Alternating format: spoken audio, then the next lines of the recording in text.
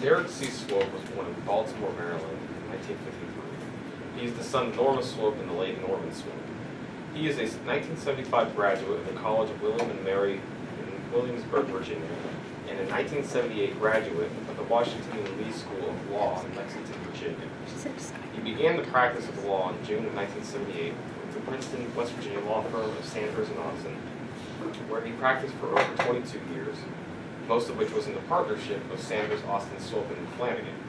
He served as an assistant prosecuting attorney in Mercer County, West Virginia, under prosecuting attorney David W. Knight from 1983 to 1988.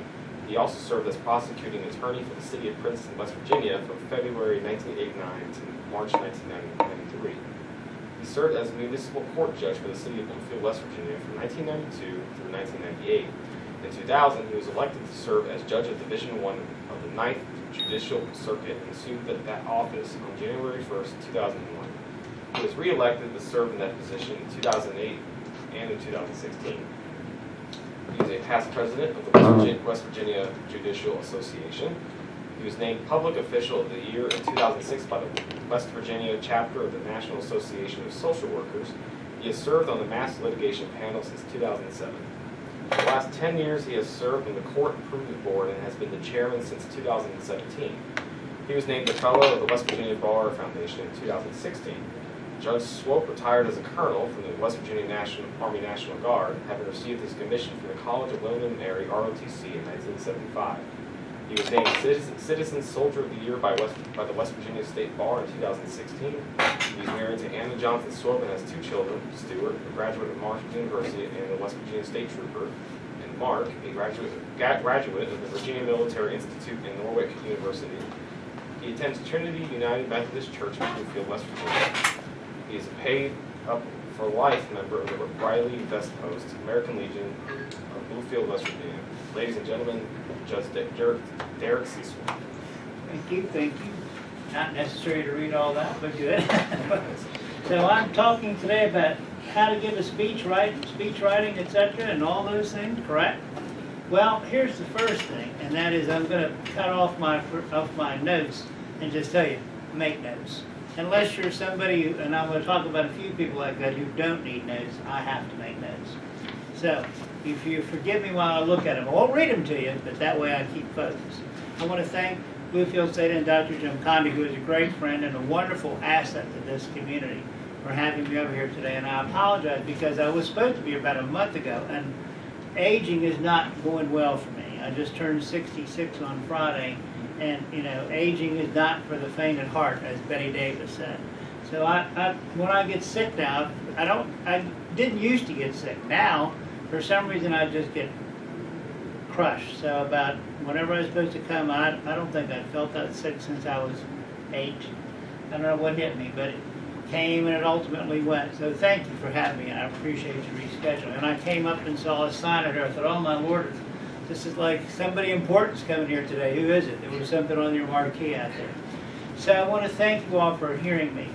When I get asked to give talks or speeches, whatever you want to call it, presentations, I'm often asked to do that. And so there's certain things that automatically go through in your think in your mind.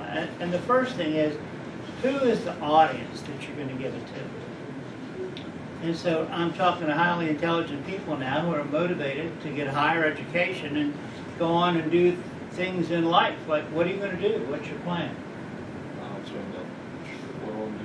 That's fine. What are you going to do? Teacher. Good. I want to be a speech pathologist.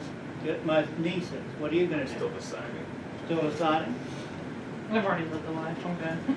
Pardon? I said I've lived a pretty good life. I'm great. Okay. It's just recreational at this point. What are you going to do? I want to be a psychologist. I want to be a musician. Business? All right. Good. So everyone here, this is a pretty bright audience, okay? Not all audiences are the same, all right? Some adults, some you speak to children. I've had to speak to elementary school children about drugs, and you know, you learn some things about that. I remember going to a school in Spanishburg and talking to the little kids about drug abuse, and you know, you just wonder if you're doing the right thing when one of the children asked the teacher, "What are drugs?" And I just wondered, did I like open Pandora's box with that child? You know, did I take, like, is there no Santa Claus or something? So who's your audience? Are they, a lot of times I speak to veterans groups. One of the worst groups I have to speak in front of is my own fellow members of the Judicial Association, because it's an unforgiving body. So who is your audience is the first thing you need to look at. The next thing is, what is the topic that you're being asked to discuss? And obviously there's topics, types of speeches all across the board. Lots of speeches I give because of my military background are patriotic speeches. I've given 9/11 speeches, Memorial Day speeches, 4th of July speeches, and obviously there's one theme that goes through those. Political speeches. I've obviously run for office, and luckily I haven't had anybody run against me in the last 2 times, but in 2000 I probably made 300 speeches in this county. You know, sometimes they'd be a minute long, sometimes it'd be 10 minutes long. It just would depend what type of event it was. Is it an informational talk, like going to the legislature, which Dr. Giancondi does to try to get, you know, get what you want from the legislature, and that's an interesting challenge all in itself, as you can attest. Or is it a memorial? I've done eulogies for people, friends, colleagues, and spoken at those, and obviously each one of those requires a different kind of approach.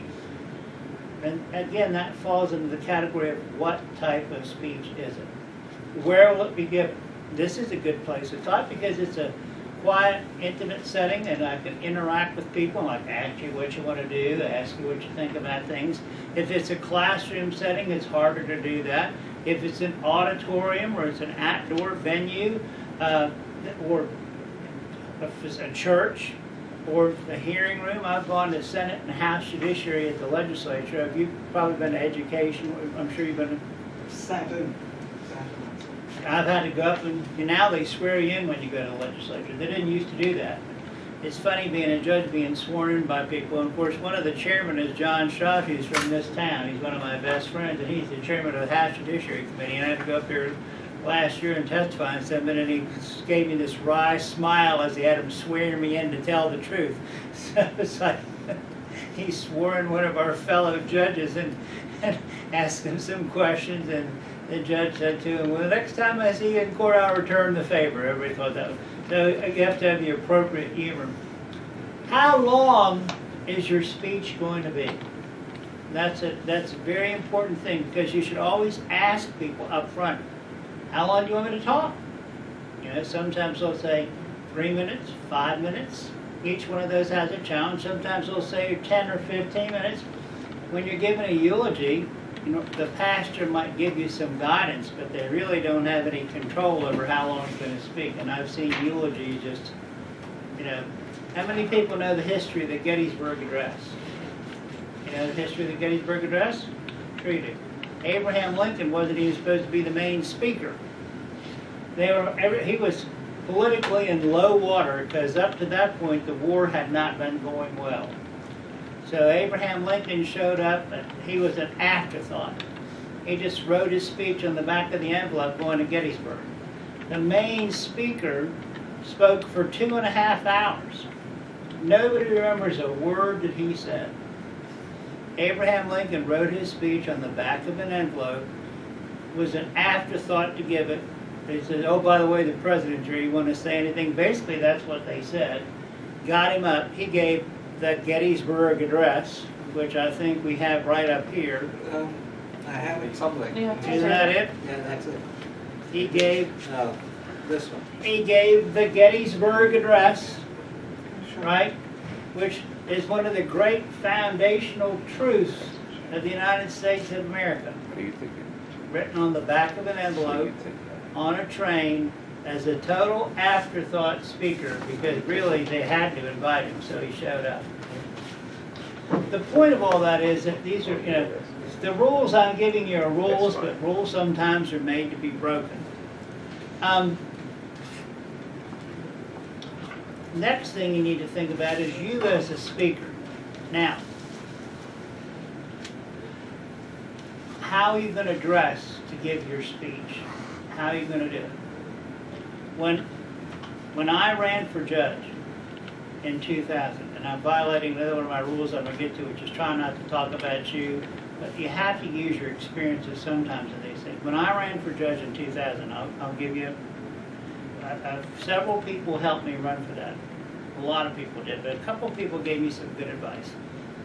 And one of the pieces of advice that I was given was the best is if you want to run for judge, you need to look like the judge.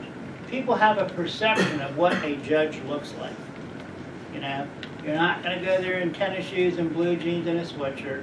You're not going to go there in cutoffs. You're not going to go there in a t-shirt. You know, you're going to go, if you want to be the judge, you need to look like the judge. So wherever I went, I could go to a pancake breakfast in Spanishburg at 7 o'clock. I could go to a rant festival at, at Camp Creek. I could go to a Rotary meeting up here. Wherever I went, I wore the best suit that I had. Because that's what people expected me to look like. And the guidance of that came from, I know we have Dr. Jumkandi's from India. You're from Nigeria. My mom's from England, so we're all Commonwealth citizens together, and we've, experienced the royal family and all that. In the waning days of the British Empire in Africa, the late Queen Mother, the current Queen's mother, went to Africa to visit a British territory. And it was boiling hot. And she was going to go out and talk to like 100,000 people in a sports stadium. And said that she was supposed to speak at 10 o'clock in the morning. And when they went to pick her up, she was dressed. How do you think she was dressed? She was dressed, she had a tiara on. She had the state, she had all the sashes and all that. And they said, Your Majesty, you're going to roast to death. You can't dress like that. And she said, all these people who have ever known that I look like is like this. All they've ever seen me is on a postage stamp. They've seen my husband in a post office. They've seen our pictures in public buildings. I'm not going to disappoint anybody. They've come to see the Queen. They're going to see the Queen. And so, what my theory was, they've come to see who wants to be the judge. I'm going to look like the judge. Arrive before your time. It's always nerve-wracking for whoever's the host of the speaker, like Dr. Jumkandi, like, where is he? When's he going to be here? I mean, that's just really, it's just not good when you've been asked to come someplace. That's again why I feel so bad about being so horribly ill the last time I was supposed to speak. But when you're asked to be someplace like that, please try to get there ahead of time so they can give the speaker a break. They've already usually have enough things going on. If it's a funeral, it's bad enough. If it's a political event, it definitely, if you're going to appear in front of the legislature, whatever it is, get there early so that you're, let them know you're there, bright-eyed and ready to go. Do you wander off topic when you talk? Do you? Do you wander off topic? Yeah. Do you wander? Sometimes. Do you wander? Do you wander? Sometimes. Do you wander? I'm terrible at it. I thought it was just me because I'm getting old, but I wander off topic terribly. And so because of that, that's why I make notes. And I do that so that if I feel like when I get a little imbalance in my brain that tells me, you know what, I think you've gone on that too far, then I just look back down to make sure that I, drift back to where I'm supposed to be and on my course. Here's another important thing. What kind of a voice do you have? Do you have a good speaking voice or not? Do you have a strong voice or not? You have a good voice. You read my biography and you have a nice, deep, resounding voice. I don't. I know that. Art imitates life, and when people make fun of you, and they do, when people impersonate you, like my son always impersonates me, he's pretty good at it. He impersonates me with like a voice like 2 octaves higher than it should be.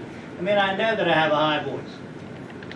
But, you just, and it's not self-conscious, it's just you got to know yourself as a speaker. What are your bounds, all right?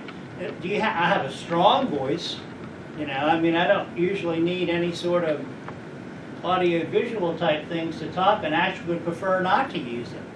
But know yourself as a speaker. Know what your limits are. Are you humorous? Are you? Most people think they're humorous.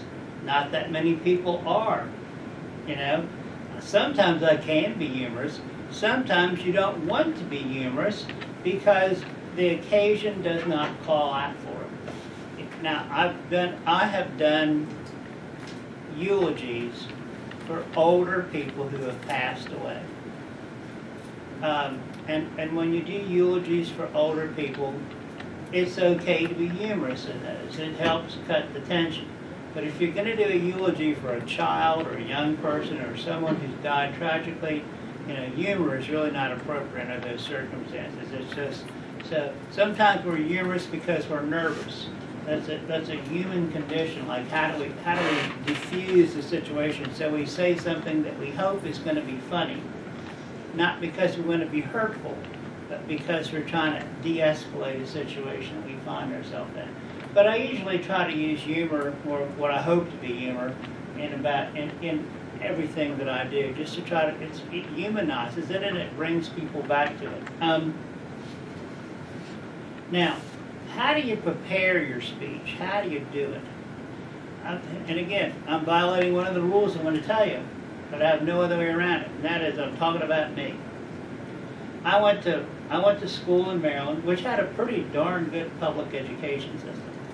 And so here I am, Mr. Maryland resident, out-of-state resident, extra smart, because I got into William & Mary, you had to be extra smart. I couldn't get in there now if I tried, but extra smart, go to William & Mary. I think I'm pretty sharp. Well, I show up there like hell. I was president of the student council. I was in the top 5. I'm like, everybody there was. Everybody was. Okay, like, what did you do? I was a salutatorian. What did you do? I mean, they're all. But I went to this one class with a professor, A.Z. Freeman, Alvin Zell Freeman, long gone. It was a British history class. And I had to write an introductory British history, and we had to write a 5-page paper on something. And I wrote what I thought was just this brilliant James Joyce expose, the stream of consciousness of how smart I was. I wrote this thing. I turned it in. Well, he handed them back, and mine had A-, which I thought, well, I'll live with that. Pretty tough here. Please see me. So I went in to see him. I puffed up like a peacock. I was sure he was going to help me, have me help him write his next book or do something like that, or be his teaching assistant as a sophomore or whatever I was. I went in there and said, "Oh, Mr. Swope, come in. I'm so glad to see you. Have a seat." So I sat down and he said, "I wanted to talk to you about your paper." And of course I just swelled up with pride like that, thinking, he said, "I gave you an A-." He said, "Because obviously you know the subject matter." He said, "I bet you think you're a great writer, don't you?" And I said, "Well, I think I do pretty well." He said, "You're a horrible writer. It's terrible. It's terrible." He said, "I gave you an A on it because you obviously know it, but," he said, "I'm telling you, you are not a good writer." He said, and so, I mean, that stayed with me for the rest of my life. If you see things I write, like I'd handle this case called Monsanto, it was a big class action lawsuit. I had to write the order of that. I had 2 law clerks help me. It was 388 pages long. They wrote about half of it, and I wrote the main half by myself. And I can't type, so I went through draft after draft. We took banker's boxes of my drafts up to the courthouse and locked them in the jail because I'm so terrified about writing. Well, the same thing goes about speaking. I will write something down. I will write my thoughts down, like I've done here. Then I will put that down, and I will come back to it. And following A.Z. Freeman's admonition of, you think you're a great writer, because that's what he told me to do. He said, when you write something, put it down. Come back to it and reread it and see if it makes any sense. And so that's what I do, whether I'm writing an order in a case. I mean, I drive the people that have worked for me crazy because I've turned nut perfectionist, okay? It's the same thing that I do when I do something like this. If I'm going to give a speech, if I'm going to give a talk, I usually let someone who I really trust to be honest with me and who I'll listen to look at it. So I let my wife read things over. Of course, we're married 35 years, so obviously we're like all people that are married. We fight like all the time, but we're a married couple. It's part of it. For better, for worse, for richer, for poor. It's the deal, It's just, and I love it to death, but that's just the reality of it. We're all that way. So I let her read it because I trust her that she will tell me what I honestly need to hear about. Unvarnished. If it's good, she'll tell me if it's good. If it's not good, she'll tell me why. And I listen to her because I trust her in it. Now here's an example. You go back and look at things. Like you can see I made my notes and something I put up here, I thought, that doesn't belong there, that belongs down here. So, you just stop and think before you do it so it has a nice flow because you want to keep people's attention and actually have them get something out of that and get out of it. So when you give it, thank the people that asked you, as I originally did with Dr. Connie and again for Bluefield State. Watch your audience. I always try to watch my audience to see if they're with me or if they're like, damn, when is he going to be quiet? I need to get out of here. I've got something else to do. Or who invited this guy? I'm looking around at everybody here. I'm even looking at you in the corner. Just make sure that, that I'm not putting you to sleep, but that you're remaining engaged with what I'm doing. And in this small setting like this, we can be engaged and ask questions and go back and forth. I try to watch the time, see how we're doing on that. I also try to take my time. When I get, nervous or flustered or something, I tend to go faster. And I speak faster anyway. People will say, well, that's because you're a Yankee. Well, no. I was born in Maryland, which considered itself in many ways not to be a Yankee state, but, was forced into the Union under one period. My dad is from, where are you from? Waldorf.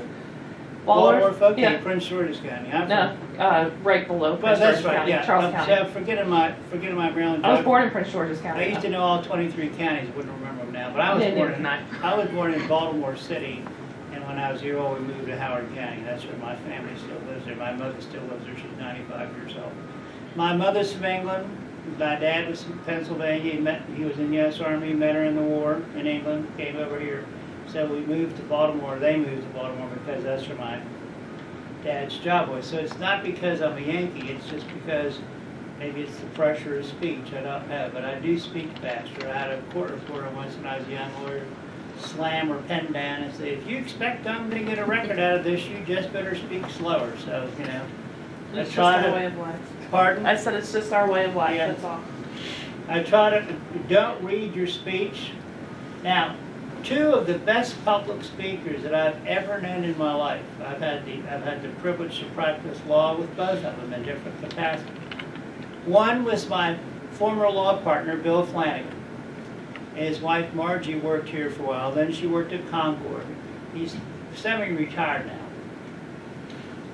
Lifelong Princeton resident. The other was Judge Knight, who was the prosecutor for many years before he became the judge. I took over as judge after Judge Knight. But I watched those two. I tried many cases with both of them. I tried criminal cases with Judge Knight. I tried civil cases with Bill Flanagan. I tried criminal cases with Judge Knight in Kanawha County, Berkeley County, obviously Mercer County. I tried civil cases with Bill Flanagan in at least 5, maybe more counties in West Virginia, plus the Southern District Federal Court over here. And I would watch them make opening statements in cases or make closing arguments in cases. And they made the most brilliant, logically sound, convincing statements or arguments that I've ever heard without using a note. Never. No note. That's a skill that I long to have. They never went off topic. They had a logical flow to it. I mean, it's like, you envy that. It's just like I envy your deep voice. I envy a deep voice, and I envy people that have that ability to just flow right through. That's part of knowing yourself as a speaker. I can't do that. I could get up and try to do that, and it would be a nightmare. Anybody ever read any James Joyce? There's just on and on and on, endless. I mean, it would be like James Joyce, And the thing about it is when you're the judge, people can't shut you up. You just basically, they're not going to say anything. I know that. It's like the emperor has no clothes. They are not going to tell you, that it's bad or that you're drifting. Like right now, we're about to get into the drift phase. So we're going to get back to the topics. As I say, take your time. I always try to end any talk that I give on a high note. You know, leave people with a positive feeling about what they're doing and why you're there. If it's an informational talk, like a talk to the legislature, and this is a lesson I learned from watching Bill Flanagan and from watching Judge Knight and what they critiqued me on, which was I would always see making an opening statement or a turn power on. I would always see an opening statement or a closing argument as like some logical build up to some great climax, you know, because I'd rather read than listen. You have to do, what kind? Are you audio or are you visual? Do you learn more when you hear or do you learn more when you see? What do y'all do, hear or see? Usually learn more by like doing something. Doing hands-on, okay. Visual. Visual, Visual. Visual. what do you? Yeah. Visual. I have to read. I have to read. People will come into court and they want to read me a statement, like a victim in a case. They want to read me a 2 or 3 page letter. And I don't want to be rude to them. I'd say, can I read it myself? That's how I do things. I have to be able to read it and process it for myself. So I would always make my arguments like I was reading a book that was getting me to a logical conclusion. And what Bill and Judge Knight both taught me was don't do that. Front load your argument. Why do you want to front load your argument? Anybody know why? Get people's attention. But why? What is it? What is it about our attention span? What is it? It's very short. Why is it short? Why is it short? Anybody want to know why it's short? Anybody? Psychologist, why is it short? Why is our attention? It's much shorter than it was 100 years ago. Why? Because of technology. Right. Television. Television. We are all conditioned to 22 minutes of paying attention to something. At most, 43 minutes of paying attention to something. Why is that? Commercial television. A half an hour sitcom has 22 minutes of sitcom and 8 minutes of commercial. A 60-minute production has 43 minutes of information and 17 minutes of commercial. What do we do in that time? You know, do we sit there happily waiting for the next thing? No, we get up and go to the bathroom. You know, we go get something out of the refrigerator. We obviously, I don't exercise, you can see that.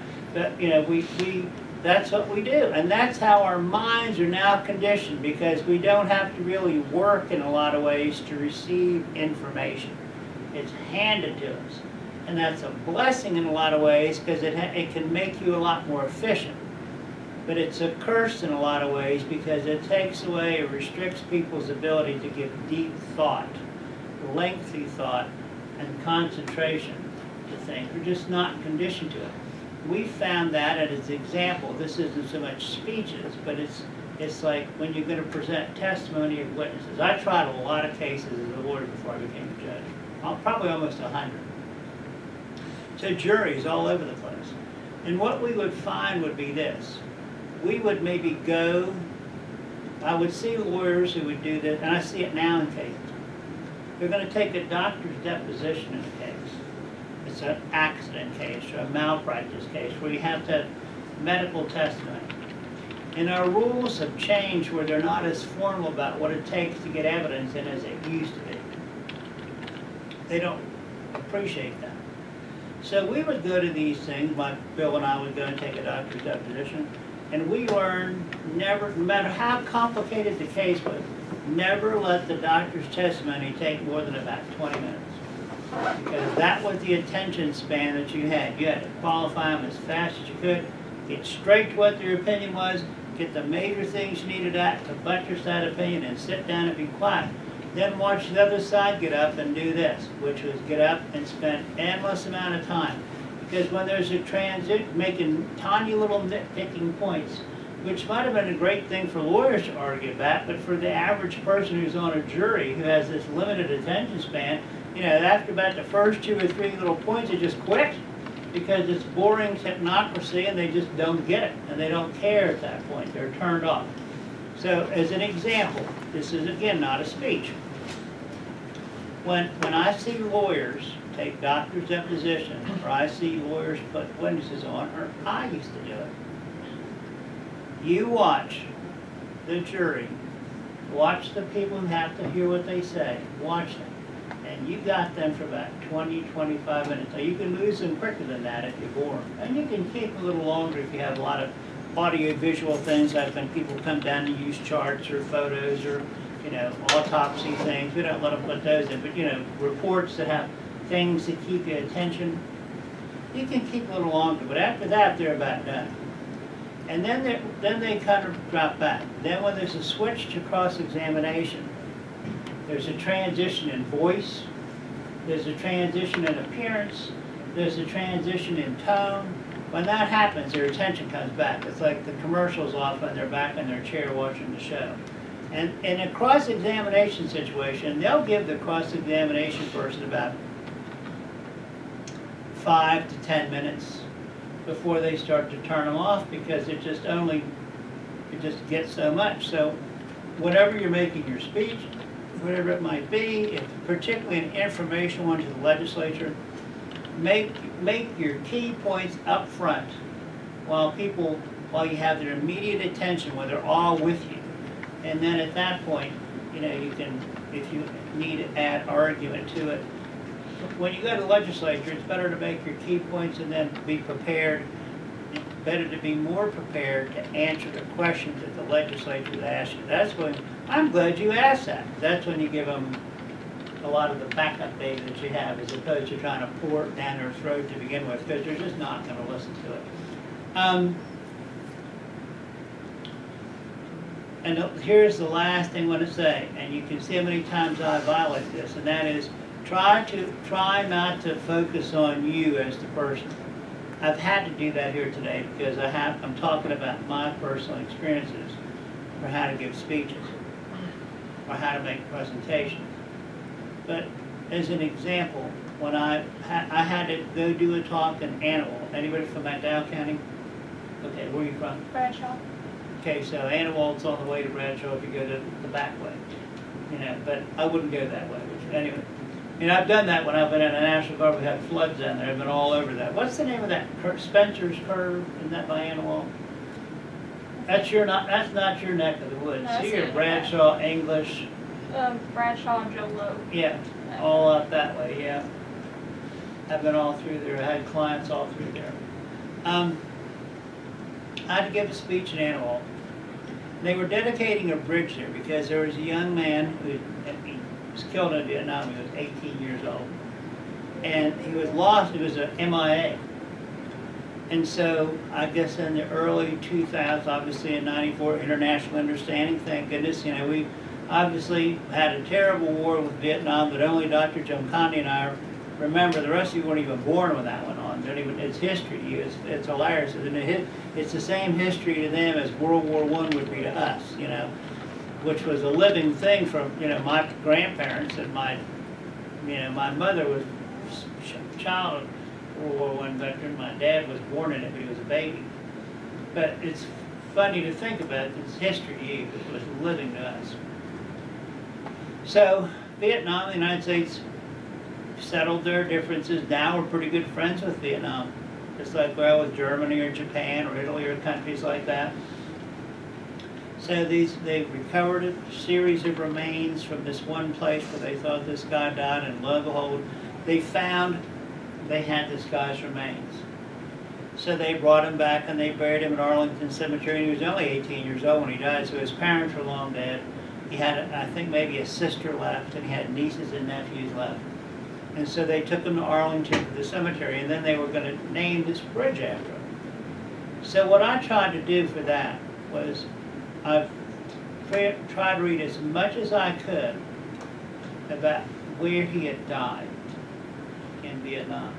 And the irony of it was, even though it's a warmer climate, he died in the higher elevations of Vietnam, where it's not that warm, when in many ways it looked like Annabelle, looked like McDowell County. And he died like in a valley, which like Annawalt's in as well. That's where this firefight took place. And so I tried to read as much as I could about the area that he was in, about how he, what had happened to him, how they found him. So when we talked about that, dedicating that bridge, and I think they gave me 10 or 15 minutes to talk about it. When we talked about that, what I tried to do was paint a picture for all those people, family members who'd never known the guy. I mean, we had nieces and nephews that he never knew. Yeah, a sister or a brother, I'm trying to think which sibling it was. There was one still alive, a few cousins. But I tried to present a picture for them of, his last day here and how all this time he had come home. And so I always suggest when you know your topic and you know your audience, that you try to do the research ahead of time to personalize what you're going to do, how you're going to talk about it. Because, it may just seem like an issue. If you get more involved in this, I've made lots of speeches, and after a while, it's like anything that you do that's human, it becomes kind of numbing to you because you've done it a lot, It's just, well, I'm going to make another speech. But it's not that, because the people that want you to do that, it is very important to them. When you're saying goodbye to a loved one, when you're honoring the sacrifice of people like on 9/11, when you're honoring, this young man who, died at age 18-year-old, everybody here is over 18, right? This guy was dead. I mean, you guys are 20s. He didn't make it to where you are. Think about that. Didn't come, just lost. His mother and dad died not knowing where he was. Those are big deals for people like that. And you just don't go down there and wing that. So if you're going to make any sort of a public address, you don't go and wing it. I mean, whatever you guys do in life, maybe one day you'll stop back and think. I remember when that crazy old judge came over and talked to us about all this stuff. Maybe there'll be something that you get out of that. Like I can still see A.Z. Freeman sitting across from me. I can still see the man. He's like, 6 feet away from me, telling me what a horrible writer I am. Telling me I should put it down. I mean, I can still see every one of these things. And they're not bad experiences. They're good experiences because they didn't tell me that to hurt me. He told me that to help me. And that's I want to close this today as I speak to you, because I'll take whatever question you want to have. Obviously, I don't want to lecture you for 45 minutes or whatever it is, but I want to take whatever question and have interaction with you. That's really what I've come to tell you about it. And, I just say, follow the rules that I've given you. And you got to, another thing, you can't be somebody else. I cannot be Bill Flanagan. I cannot be David Knight. I cannot be Johnny Carson. For those who remember Johnny Carson, I can't be Jay Leno. I've got to be me. You got to be you. So with that, Doctor, any questions anybody has, I'd be glad to answer them or whatever.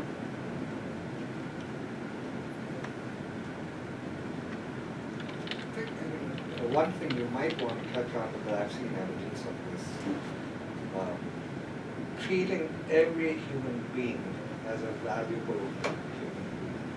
Because I've been present when Swope has spoken to the chapter of the NAACP. If you just touch on that and why that is so important in life. Oh, absolutely. In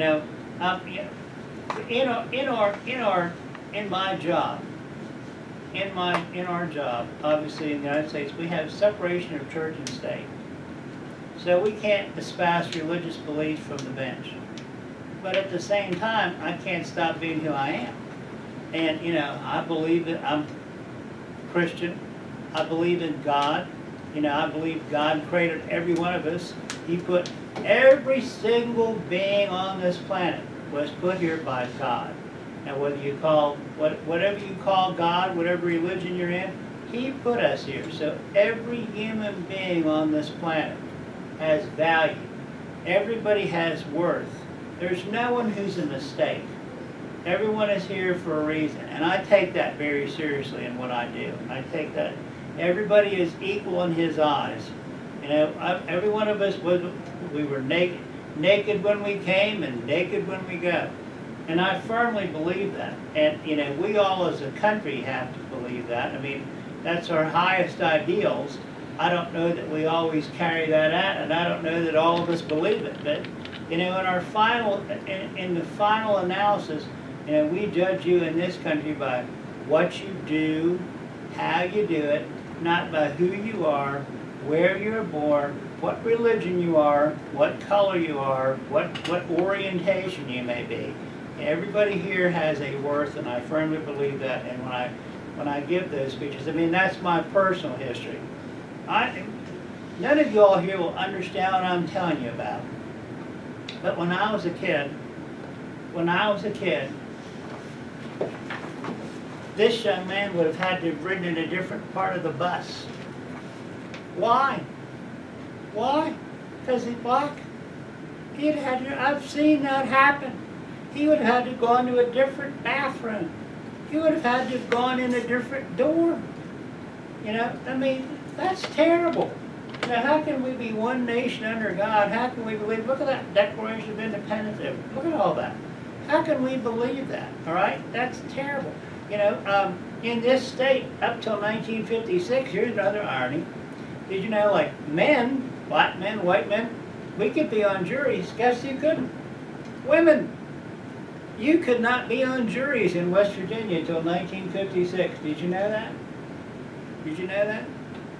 As a matter of fact, if you come to the courthouse, remind me and I'll show you this.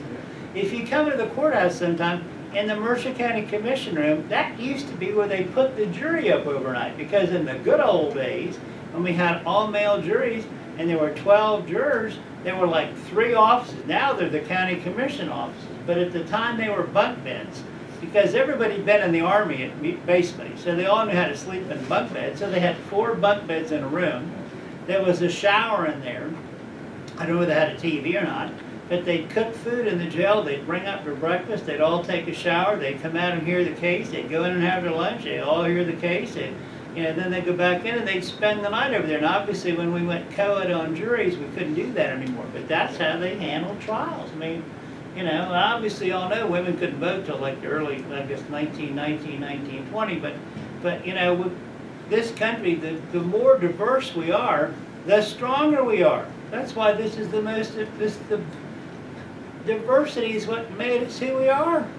And it's what continues. We just constantly get refueled. Every generation we get refueled by the best and the brightest people who come from around the world to be here, you know, in what mankind's last best hope. So, I mean, I firmly believe that, and I've given, like you say, I usually give one of the addresses every year at the NAACP Martin Luther King breakfast, because like I say, you know, I remember when they integrated my school, and the poor little African-American girl came in and was terrified to sit in that school. And I remember going over and talking to her, and I just felt, you know, that I wasn't raised like that. I was raised by my parents to treat everybody equally with dignity. You know, my father, this is a personal story, but my father had been a medic in World War II. And my mom and dad lived in an apartment in Baltimore before I was born, and then I went my first year. Well, I guess one of the ladies, the rich people lived downstairs, and they had a maid who happened to be black. And she came in, my mother told me this story, she came in one evening and her boyfriend had beaten her up. So my dad was a medic. This is in the late 40s. My dad was a medic. And he fixed her up, and then my mom and her took her to the hospital in Baltimore. And they's like, "What did you bring her here?" She goes around to the back. I mean, that's amazing to think, isn't it, that would have happened in this country, like within the last 60 or 70 years. So, I mean, I really personally hold belief in diversity. I hold belief in we're all created equal, and I hold belief that everybody here has worth because we were put here by our Creator. And we have time here, and when we're here, we need to do as much as we can for as many people as we can, you know, to do all the good we can, because that's how, at the end of the day, that's how our lives are judged. I believe that, and I really do. Any other questions or points? Does it ever get easier to get over nerves when you're getting ready to speak, or is that something you just have? You know, I always have nerves about it, but I can get past it. They get nervous when you talk. Every time.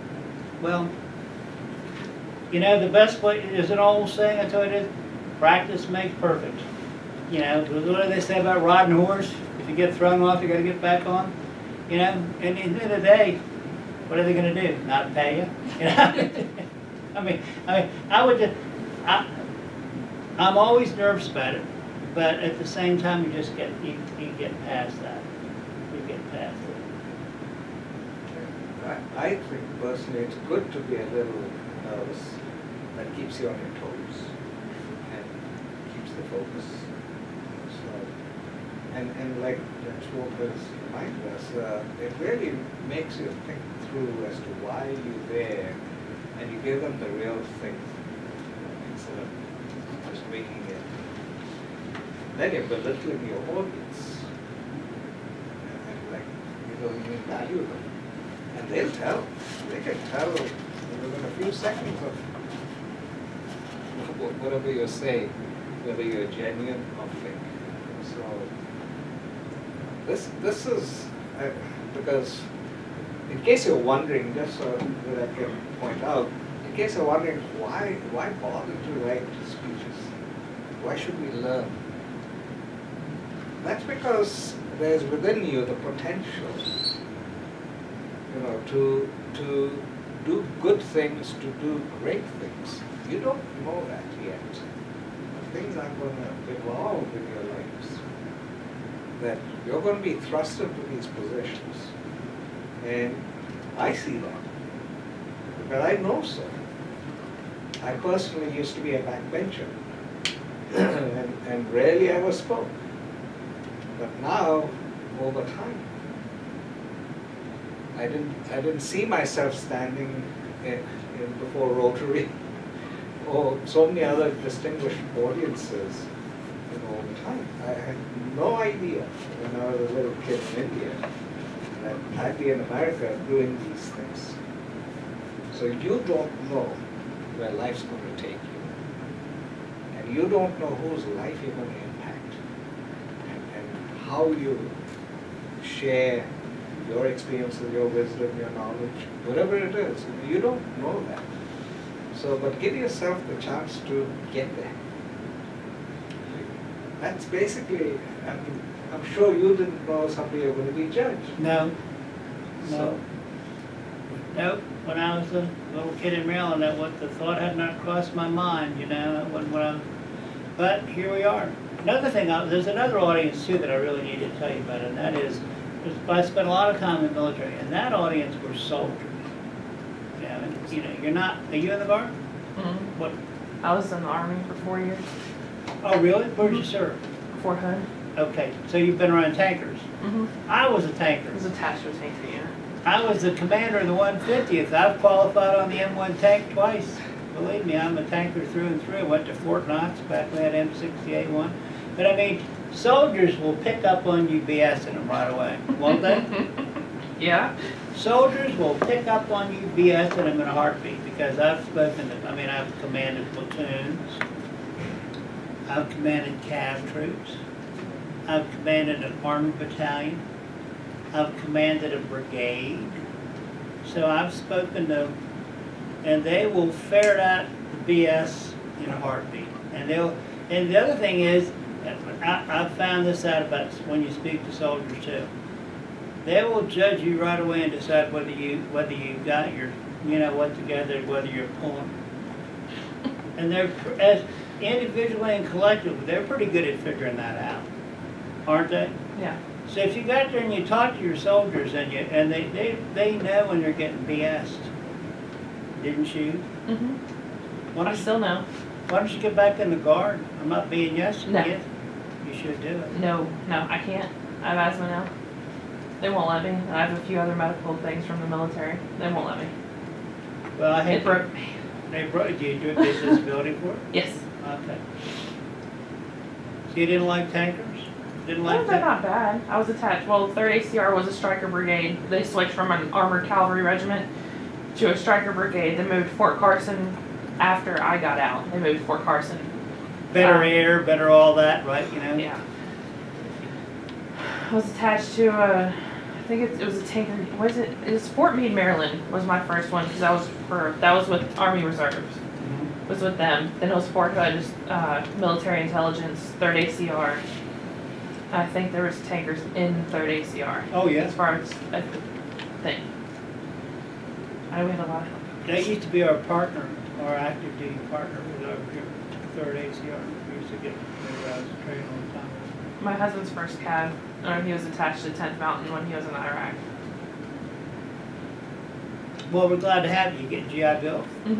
It's almost done. I'll have my bachelor's for it. And she's using her, Dad's, Were you military too? my dad. Both I have parents to were throw it Air here Force.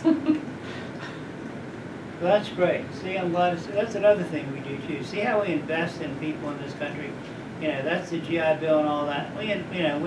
That was a brilliant thing that was done after the Second World War.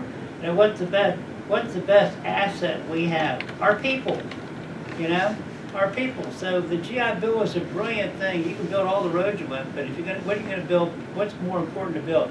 People or roads? All right, we built people with that, and still build people with that. You know, you did your time. You served your country. Your parents served their country. You know, you're owed for that. You're owed for that. And so that's a good thing about our society. What other questions you got? Anybody? When is this going to be over? I'm reading it on your face. When can I take the Gettysburg Address off my life? Take that for you. Anything else, Doctor? Anything else you got? You're hiding back there. Audrey, do you have any questions? Did I break your camera? In terms of being thorough and detail oriented, I don't know if you guys have read the newspaper or not, or you do read them or not, but you may or may not recall that there had been a hit and run case. You would, because Kylie works for the Daily Telegraph as copy editor. I remember that. Do you remember? In order to get a better idea of the whole scene, guess what Judge Swope had them do? He bussed the folks out there to go see the scene of the A accident. jury view. Yeah. Actually, I was wondering about that whole case because me and Kylie were talking about it one day when we went to lunch. Well, If I should ask you about it, because I was genuinely curious about that entire case. well, I really can't talk a lot other than to say this, that in 41 years, that's probably one of the two most tragic things I've ever seen in my life. Just absolutely tragic, you know, and that, I mean, but, you know, I thought that was, and this is what I will say, not for public consumption, not for you, not for the devil, but, you know, personal. You know, I really thought it was a case that had to be tried. I thought the prosecutor's office did a real good job putting it on, and I thought that the police department did an excellent job in, you know. Oh, that's. He wants you to turn the camera. I don't mind. That's fine. That's a good, because I told them this too. I thought the police department did an excellent job investigating it. I mean, they were right on it. I mean, I made these comments